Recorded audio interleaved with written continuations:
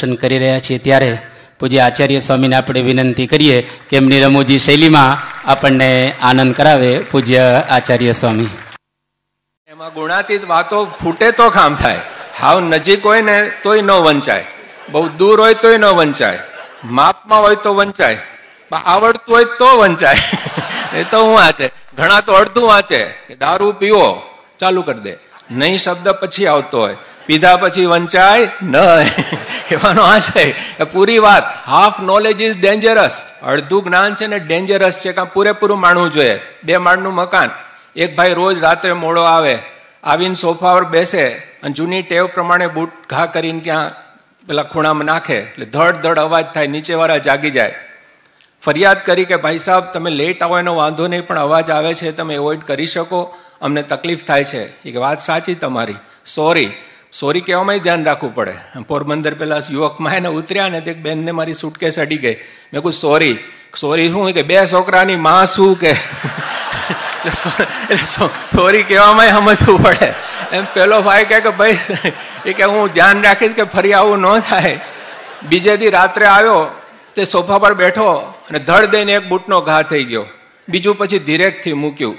સવારે પેલા લોકો 50% અવાજની ફરિયાદ કરે, પેલા એને સામેથી કીધું આજે તમને 50% રાહત રહી હશે. પેલો કે વોટ રાહત, રોજ કરતા ખરાબ. કે કેમ? કે રોજ તો 2 બૂટ પડી જાય ને પછી અમે હુઈ જતા હતા, આજે અમે સવાર સુધી રાહ જોઈએ કે બીજો ક્યારે પડે. એમ સ્વામી કહે છે કે જો સમજાય નહીં તો આવું થાય. ભાઈનું ગધેડું માંદું પડ્યું, એ ગધેડું માંદું પડે એટલે પછી વેટરનરી ડાક્ટર પાસે ગયા, તપાસ કરીને ટેબ્લેટ આપી, મોટી મોટી ગોળીઓ દીધી કે આ ગધેડાને ખવડાવો. ગધેડો કે અમારો ગધેડો ન ખાય તો સાજો ના થાય તો કરવું હું તો કે વાંસની ભૂંગળી છે એમાં ગોળી મૂકી ગધેડાના મોઢામાં મૂકીને ફૂંક મારજે. કે બહુ જોરથી ન મારજો નહીં તો થ્રુ નીકળી જાય, કોકના મોઢામાં વહી જાય. એટલે ભલે કે થોડી વારમાં પાછો ડાક્ટર સાહેબ ભારે થઈ ગઈ કે શું થયું? ગોળી મારા પેટમાં ગઈ. કે તારા પેટમાં ક્યાંથી જાય? ગધેડાએ પહેલા ફૂંક મારી દીધી. એમ સ્વામી કે આપણે જન્મથી કેટલી બધી ફૂંકો વાગી ગઈ, એની બધી અસર છે. સ્કૂલમાં પૂછે છોકરાને કૂતરાનો અવાજ કરતા આવડે? એ કે બટકું ભરતા આવડે. મેં કહું ગધેડાનો તો કીક મારતા આવડે. ત્યાંનો મતલબ કે આ પ્રોગ્રામ કરેલા છે.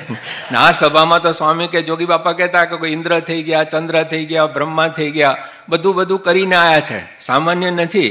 આવી વાત સ્વામી કે આપણને સમજાય તો પેલી બધી ફૂંકો નીકળી જાય અને છતી દેહ આપણે ભગવાનના ખોળામાં બેઠા છીએ, કેટલો મોટો લાભ થાય. એ વાત સમજાય તો કામ થાય.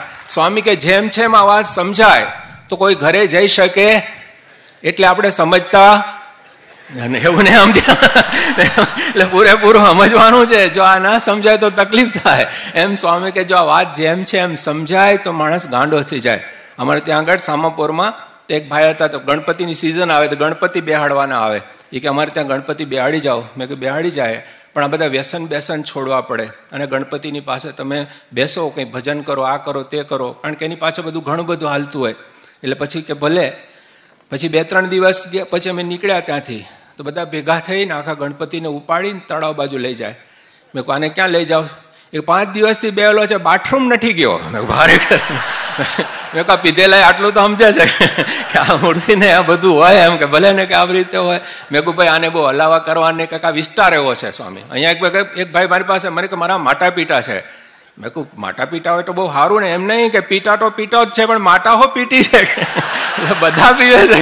એટલે આ બધા મેં કહું ભાઈ તમે આ વ્યસન છોડો અને આ રીતે હવે આ પ્રમાણે અહીંયા બેસો. એટલે પછી તો પાછા થોડા દિવસ ગયા, ની ભાઈ પાછો લેવાયો. વળી પાછા મને કે સાહેબ સ્વામી બહુ ભારે થઈ ગઈ. મેં શું થયું? કે તમે ગણપતિ બેહાડી ગયેલા ને, એક ગણપતિ ઊભો થઈ ગયેલો છે. એટલે મૂળ શું ઊભી મૂર્તિ હતી. ઊભી મૂર્તિ પધરાવી હોય આપણે, પણ પેલાને એમ કે ગણપતિ બેહાડેલા છે. આપણે ઘણી વાર ને કે ભગવાન બેસાડ્યા છે પણ ઊભા હોય. એમ સ્વામી કહે છે કે પ્રમાણે પેલા મેં કહું હવે ધ્યાન રાખજો કે નાહી નહીં જાય. કહેવાનો આ છે કે આ વાત મળી છે જતી ના રહે, હવે સાચવવાનું જ. જેમ પેલો ડૂબતો માણસ હોય ને મૂળિયું પકડાઈ જાય પછી ગમે એટલું તોય ના છોડે. જેમ ડૂબતો માણસ હોય ને ટ્યુબ હાથમાં આવી જાય પછી છોડે નહીં. ટ્યુબમાં શું છે? હવા. પેલો વળગી રહે છે એકદમ બરાબર ટ્યુબને. પેલા કે ભાઈ તું ટ્યુબ છોડી દે. નાખનાર પોતે કે આ ટ્યુબ છોડી દે, તો કે ન છૂટે, ગમે તે થાય. ટ્યુબમાં શું છે? હવા. બહાર પણ હવા. પેલો વળગી રહે છે. ટ્યુબ પોતે કે મને છોડ, તો કે ન છોડું, ગમે તે થાય, તારા વગર ચાલે એવું નથી, તારા વગર રહેવાય એવું નથી. કારણ શું? ટ્યુબમાં હવા ભરેલી છે. ટ્યુબમાં હવા ઠાસો ઠાસ ભરેલી છે. ટ્યુબને હવા પકડતા આવડે છે. આપણે હવાને નથી પકડી શકતા, ટ્યુબને પકડીએ તો હવળા પકડાય છે. હવા તો બધે જ છે, ભગવાન તો બધે જ છે, પણ ટ્યુબમાં જેમ હવા ઠાંસોઠાંસ ભરેલી છે, એમાં જે આમાં ઠાંસોઠાંસ ભગવાન ભરેલો છે. એટલે આમ જ્યાં જુઓ મહારાજ કહે છે કે આપણે કેટલા ભાગ્યશાળી છે. હાવ મેં કહ્યું એ પ્રમાણે આપણો લાભ મળે, સમજાય તો કામ થાય. સમજણમાં સુખ છે, ના સમજાય તો ગરબડ થાય. અમે ત્યાં પરદેશી છોકરાઓ આવેલા, એટલે પછી બાથરૂમમાં એ કંઈ ટોયલેટમાં આવ્યું, જાઓ. અંદર ગયો અને પાછો આવ્યો. મને કે ટબ હેઝ ગોન ઇનસાઇડ, કે ટબ નીચે જતું રહ્યું છે. મેં કહું અહીંયા એવું નથી, તું બેસે ને ટબ ધીરે ધીરે બહાર આવે. India is so advance. મેં કહ્યું હું સમજે ઇન્ડિયાને. પછી તો એ ગયો ને પાછો બહાર. મને કે ટબ તો ન નીકળ્યું. તારે તો કહે બસ તો બહાર કામ થઈ ગયું. વળી બે છોકરા વાળી કાગળ લેવા ગયા. મને કે નો પેપર. મેં કહ્યું પેપર કાંઈ ના મળે, પાણી વાપરો તો દેશમાં ઓછું છે એટલે, બાકી અહીં તો પાણી છૂટથી મળે છે. પછી લોકો રહેવાનું નહીં તે ગામમાં લેવા ગયા પેપર. તો પેપરની દુકાને પહોંચી ગયા હશે ને કે ટોયલેટ પેપર, તો કે આ છાપું બહાર પડતું નથી, ટાઈમ્સ ઓફ ઇન્ડિયા છે, આ બીજા બધા છે, આ પેપર હજી અમારે ત્યાં મળતું નથી. તો કે બાજુની દુકાનમાં જાઓ, ત્યાં પૂછવા ગયા કે ભાઈ આ પેપર મળે કે કહ્યું? તો કે આ ટોયલેટ પેપર. તો કે આ સેન્ડ પેપર છે, કાચ કાગળ છે, હાલે તો લઈ જાઓ. પ્રકૃતિ પુરુષ સુધી કાચ કાગળ વપરાય. આપણે આ તો ટેસ્ટ આપણે ત્યાં છે. સ્વામી કહે છે કે આ વાત જો આપણને સમજાય તો કામ થાય. એમ અહીંયા આગળ જો સમજણમાં સુખ છે, એ સિવાય બધું ગરબડ છે. એ જે વખતે ત્યાં એક ભાઈ સ્વયંસેવક માંદો હશે, તો હું ડૉક્ટરને બાજડિયા ખબર કાઢવા ગયા. તો ટેન્ટમાં હું બહાર ઉભેલો, બાજડિયા અંદર ખબર ગયા, તપાસ કરવા ગયા. થોડી વારમાં બાજુના ટેન્ટમાંથી એક ભાઈ આવ્યા, ધબ દઈને બેસી ગયા. એટલે મને એમ કે આને કંઈક ઉલટી બુલટી થતી લાગે છે. એટલે હું હાથ ફેરવા માંડ્યો. મારો પેશાબ કરવા બેહેલો. સારું ભલું થાય. વિચાર તો કે દૂર તો જાય, હું ઉડી જાય. આમાં બધાની ઉડે. બાજડાને કહો આને એક ઇન્જેક્શન બીજું આપો. એમાં વળી પાછા એક ભાઈ સવારે ત્યાં આગળ સભા મંડપ જ હતો ને એકલા યુરિનલ એક બાજુ હતા, બીજે બધી વ્યવસ્થા હતી. એમાં કોઈક ભાઈ હશે વહેલા સવારના પોરમાં જઈને બગાડી જાય. હવે યુરિનલ તો ઉપર હોય, બાથરૂમ જવા માટેની સગવડ હોય, આને કંઈ ખબર નહીં. તો પછી હોધી અમે કે ભાઈ કોણ છે, હોધો તો ખરા. 2-3 દી પછી એક ભાઈ આવ્યા, મને કે સ્વચ્છતા વિભાગ. મેં કહું હા. તમે અંબારો છો? મેં કહું હા. બહુ ઊંચું બાંધ્યું છે, કે બેહતા ફાવતું નથી. તારું ભલું થાય. અમે તમને જ હોદીએ કે હું હોધું કે કેમનું થતું હશે, બીજા કેમના બેહતા ખબર તો પડે કે નહીં.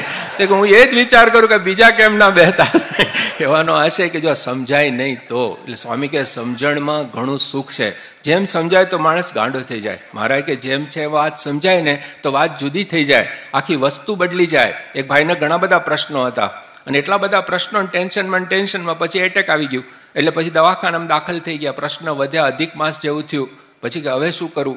અને એની બધી વાત ચાલતી એટલી વારમાં તો એને કોક એના માટે લોટરી લગાડી હશે ને લોટરી લાગી. અને ભાઈ સમાચાર આપવા માટે આવતા હતા. સામે ડૉક્ટર મળ્યા કે શું છે? અરે કે શું છે? શું કહે છે? તમારા બધા પ્રશ્નો સોલ. આ ભાઈ હમણાં હાજો થઈ જશે અને બધા પ્રશ્નો મટી જશે. પણ વાત તો કરો તો. એ કે ના, 50 લાખની લોટરી લાગી. ઓહો, કે તો હમણાં નહીં કહેતા, નહીં તો બીજો એટેક આવશે. આનંદનો બી એટેક હોય પાછો. એટલે કે ભાઈ શું કરશું? તો હું સમાચાર આપું. ધીરે ધીરે કે તને ₹1,00,000 લાગે તો કામ થઈ જાય, 5 લાખ લાગે લગભગ પ્રશ્ન મટી જાય, 10 લાખ લાગે તો બેંકમાં મૂકી દઉં, આખી જિંદગીનો પ્રશ્ન મટી જાય, ને 50 લાગે તો તમને આપી દઉં. એને એટેક આવી ગયો. એ ઉપડી ગયો. જીરવાય ને એવી આ વાત છે. અધો થઈ જાય એવી આ વાત છે. સ્વામી કે છટકી જાય, સ્પ્રિંગ છટકી જાય. એક ભાઈને લોટરી લાગી. આ ત્યાં સુગર ફેક્ટરીમાં આપણે જાય ને તો ત્યાં આગળ એટલી બધી ખાંડ. મેં પેલા ડાયરેક્ટ મેં કહ્યું તમને અહીંયા કીડી મકોડાનો બહુ પ્રશ્ન હશે, કંઈ દવા બવા છાંટો? તો કે ના કહે છે કંઈ તો કીડી આવે જ નહીં. કે આની મીઠાશ એટલી બધી હોય ને કે કીડી આવી જ ના શકે, એને મોઢું ભાંગી જાય. મેં કહ્યું કેવું પડે. એમાં આ ભાઈને પણ લોટરી લાગી, સીધી 50 લાખની લાગી. એટલે પછી શું થાય? એટલે છટકી લઈ ગયા મરોલી બાજુમાં જ. અને મરોલી લઈ ગયા, તપાસ કરી. છટકવાનું કારણ તો કારણે કોઈ દી આટલા રૂપિયા જોયા નહોતા, એક સાથે આટલા બધા રૂપિયા જોયા માટેની છટકી છે, ઠેકાણે કેમ લાવવો? તો કે એક સાથે ઘણા બધા રૂપિયા બતાવવામાં તો ઠેકાણે આવે. તો ક્યાં લઈ જાઓ? ટંકશાળમાં લઈ જાઓ, નોટો છપાય ત્યાં લઈ ગયા. ઢગલા બંધ નોટો, આમ ચારે બાજુ બેલ્સ ઓફ નોટ્સ. ઠેકાણે આવી ગઈ, સ્પ્રિંગ એકદમ વેલ્ડિંગ થઈ ગઈ. પ્રોબ્લેમ શું થયો? જે જોડે લઈ ગયેલો ને એની છટકી ભારે થઈ ગઈ. હવે એને સેટ કરવાની જરૂર જ નથી. આ બધી છટકી ગયેલા છે, હવે સેટ કરવાની જરૂર નથી. હવે કાયમ આનંદમાં જ રહેવાનું કે આવી વસ્તુ આપણને મળી. મહારાજ કહે છે કે આપણા પુણ્યનો કોઈ પાર નથી. એનો એ માલ, એની એ વસ્તુ, લાડુના આકારમાં ફેરફાર લાગે, માલમાં જરાય ફેરફાર નથી. એનું એ જ તત્વ, એની એ જ વસ્તુ આજે આપણી સમક્ષ છે. તો આપણે બહુ ભાગ્યશાળી છીએ કે આ વસ્તુ આપણને મળી છે. એને આપણે જેમ જેમ ચગરીએ તેમ તેમ આપણને એનું સુખ આવે. મહારાજ કે જો આ વાત આપણને સમજાઈ જાય તો કેવું મોટું કામ થઈ જાય. એટલે આવો મોટો લાભ છે. છેલ્લી એક વાત કે આ સાક્ષી ભાવ આપણે ગુમાવીએ તો આપણું કામ થાય. આપણે ભૂલા પડીએ છીએ.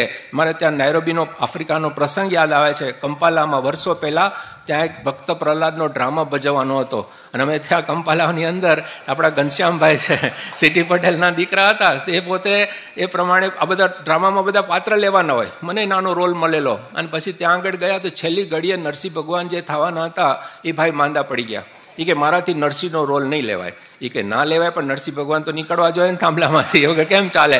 એટલે તાત્કાલિક કોને તૈયાર કરવા? તો આપણે જીપી ઘનશ્યામભાઈ છે એ તૈયાર થઈ જાય. એટલે એને કોઈ ઘનશ્યામ તમારે આ રોલ લેવો પડશે. કે મને વાંધો નથી પણ આ સિટીના દીકરા ચંદ્રકાંતને મારે જરા ઝઘડો થઈ ગયો છે એટલે જરા જામશે નહીં. કે ભલે પણ જે થાય તે, પણ અત્યારે તારા સિવાય કોઈ નહીં આવે, માટે તું થાંભલામાં બેસી જા.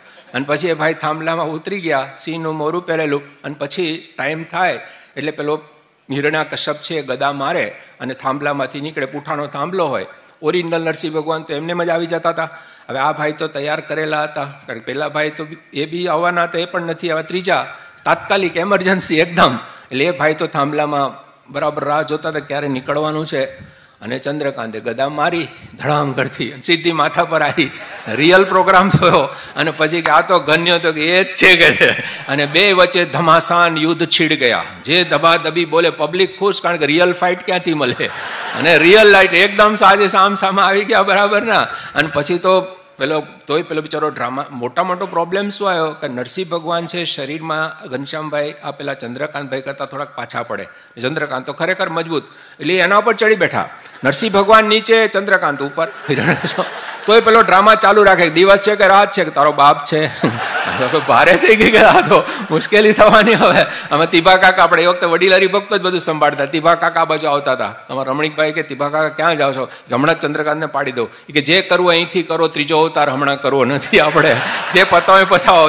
તિભા કાકા લાકડી પર, ચંદ્રકાંત પડી જા, ચંદ્રકાંત પડી જા. ચંદ્રકાંત કે તિભા કાકા એટલે પડું છું, બાકી પછી તારી વાત છે કે એમ કરતા પ્રોગ્રામ પત્યો. એમ છે કે સાક્ષી ભાવ ગુમાવી બેસાય છે. સમય ઉપર વાત ભૂલી જવાય છે. એ ખટકો રાખવાનો. એમાં જ બીજો એક પ્રોગ્રામ બન્યો ભક્ત પ્રહલાદનો. કનુભાઈ ભક્ત પ્રહલાદ થયેલા અને એક આપણે નાના હરીશ હતો એ નાનો પ્રહલાદ ને મોટું તપેલું રાખેલું. તપેલાની અંદર દોરડું બાંધેલું, પેટ્રોલ છાંટે ને આજુબાજુ લાકડા મૂકેલા હોય. દૂરથી એવું લાગે તપેલામાં ઊભા રાખે અને પછી આગ લાગે એટલે પછી એમ કે જો આગમાં પણ એની રક્ષા થઈ. હવે આવું બધું તંત્ર હતું ને એમાં કનુભાઈ ઊભા રહ્યા અને એ પ્રમાણે તપેલું ચારે બાજુ દોરડું, એના પર પેલું પેટ્રોલ છાંટેલું અને પછી તો હળગાવ્યું. અને જેવો ભડકો થયો, હવે રોજ તો પેલી કોટનનું ધોતિયું પહેરતા હતા અને તેથી નાયલોનની સાડી વીટી એટલે ઝાડ લાગી પ્રહલાદ કુદીને બહાર. તિભા કાકા કે પ્રહલાદ બચી ગયો છે કે બધાને જાહેરાત કરો કે જે પ્રહલાદ બચી ગયો છે. એમાં પછી આપણા પેલા પ્રફુલભાઈ હતા ડોક્ટર, એ પેલા એક કાર્યકર હતા, એ નારદજી બનેલા. અને એની અંદર એ ડ્રામામાં બીજો પ્રોગ્રામ થયો. એ નારદજી થયેલા એટલે એને પૂછે છે કે તારા વિષ્ણુ ભગવાનનો આ તે બધું. એટલે પેલો મહિમા સમજાવવા હાથ ઊંચો કરે અને પછી બતાવે અને પાછળથી પડદો ઉપર જાય અને પછી સીન આવે. જેવો પડદો ગયો ને તો નારદજીની ચોટલીને બધું લઈને જતો રહ્યો ઉપર. નારદજી કે ઉપર નારાયણ નારાયણ તો ક્રુકટમાં એકદમ નારદજી આવી ગયા.